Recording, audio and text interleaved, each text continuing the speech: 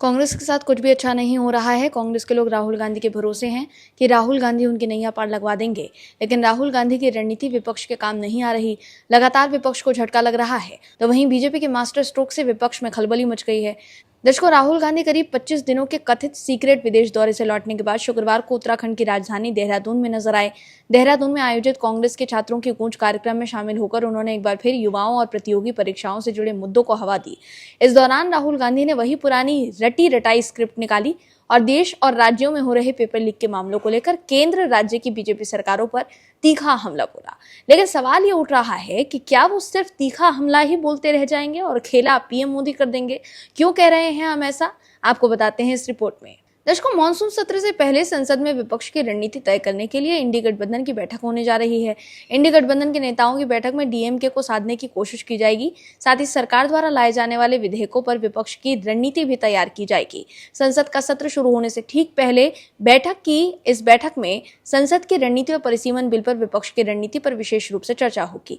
परिसीमन बिल के दोबारा पेश होने की स्थिति में विपक्ष अपनी एक रणनीति तैयार करने जा रहा है और साथ ही डीएमके को एक बार फिर अपने पाले में करने की जुगत में भिड़ गया है।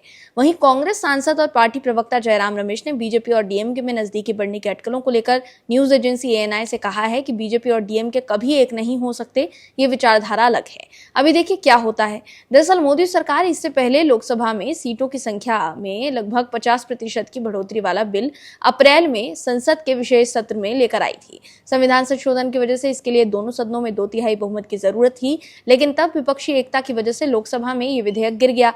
वहीं इसके तुरंत बाद हुए 5 राज्यों में विधानसभा चुनावों में जो नतीजे आए उसने राजनीतिक परिस्थितियां बदलकर रख दी और डीएमके ने इंडी गठबंधन से किनारा कर लिया। दूसरी तरफ शरद पवार ने भी विपक्ष की चिंता बढ़ा दी है। दरअसल एनसीपी शरद चंद्र पवार और एनसीपी अजीत पवार के विलय के बाद पूरी पार्टी के डीएमके में शामिल होने की अटकलें लगाई जा रही है। आपको बता दें, इन अटकलों को हवा तब मिली जब दावा किया गया कि शरद पवार की पार्टी संसद के मानसून सत्र में केंद्र सरकार के प्रस्तावित परिसीमन विधेयक का समर्थन करेगी या फिर एनडीए में शामिल होने जा रही है।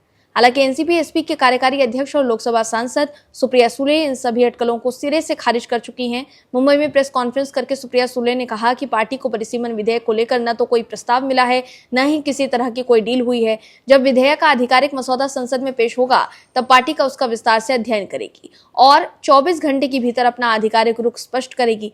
ऐसे में सुप्रिया सुले के इस बयान से आप दर्शक समझ सकते हैं कि बीजेपी और शरद पवार के बीच कोई ना कोई खिचड़ी तो पक रही है, क्योंकि कांग्रेस और विपक्ष में शामिल दूसरे दल परिसीमन विधेयक का खोलकर विरोध कर रहे हैं। लेकिन शरद पवार की बेटी सुप्रिया सुले ने साफ शब्दों में कह दिया है कि जब विधेयक संसद में आएगा तब हम उसका अध्ययन करेंगे और 24 घंटे के भीतर अपना फैसला बताएंगे। दर्शकों, राजनीति में कुछ भी हो सकता है। सुप्रिया सुले भले ही अटकलों को खारिज कर रही हो, लेकिन राजनीति की तस्वीर कभी भी बदल सकती है। अगर एनसीपी शरद चंद्र पवार और एनसीपी अजीत पवार के विलय के बाद पार्टी एनडीए में शामिल होती है तो महाराष्ट्र से लेकर दिल्ली तक विपक्ष को बड़ा झटका लग सकता है।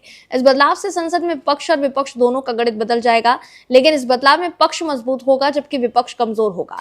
दूसरी तरफ शिवसेना उद्धव ठाकरे गुट की नेता और पूर्व सांसद प्रियंका चतुर्वेदी ने एक बार फिर महिला आरक्षण बिल को लेकर अपनी राय स्पष्ट कर दी। शिवसेना से पूर्व राज्यसभा सांसद प्रियंका चतुर्वेदी ने सोशल मीडिया प्लेटफॉर्म एक्स पर लिखा कि मेरी निजी राय हमेशा से परिसीमन और ऐसी संसद के पक्ष में रही है जो सच में लोगों की ताकत को दिखाए।